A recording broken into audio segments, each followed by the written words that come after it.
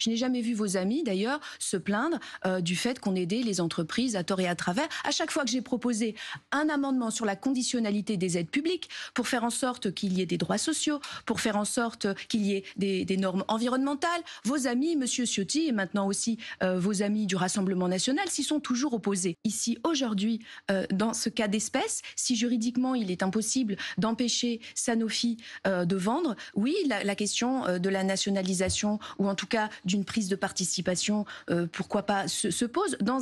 Évidemment, la situation des finances publiques en raison des politiques insensées qui ont été menées jusque-là est difficile, mais encore une fois, il s'agit là d'une entreprise qui rapporte de l'argent, donc il ne s'agit pas de dépenser à fond perdu, mais bien de garantir aux Françaises et aux Français d'avoir accès aux médicaments du quotidien. Une des raisons pour lesquelles Sanofi aujourd'hui veut vendre, c'est parce que le manque de compétitivité, le manque d'attractivité économique qu'on a en France, le niveau des charges, le niveau de bureaucratie. C'est pas du tout pour quand ça. vous voulez construire une zone, ils veulent investir dans l'immunologie. En France, madame, quand vous voulez construire une zone économique, ça prend 3 à 5 ans. Donc on a un défaut d'attractivité, et ce qui fait que très souvent, les industries françaises... que Sanofi était une entreprise qui fonctionnait bien, c'est ce que vous disiez tout à l'heure. C'est parce qu'ils ont changé d'avis. Ils faisaient de l'oncologie, puis finalement ils vont faire de l'immunologie. Pourquoi? Parce qu'ils cherchent du profit. C'est la seule et unique raison pour laquelle d'ailleurs les chercheurs à Sanofi, vous voyez où j'en ai sur ma circonscription, à Gentilly, les chercheurs à Sanofi comprennent plus. Un jour on leur dit il faut faire de l'oncologie, le lendemain on leur dit il faut faire de l'immunologie parce que ça rapporte plus. Donc à un moment donné, il faut juste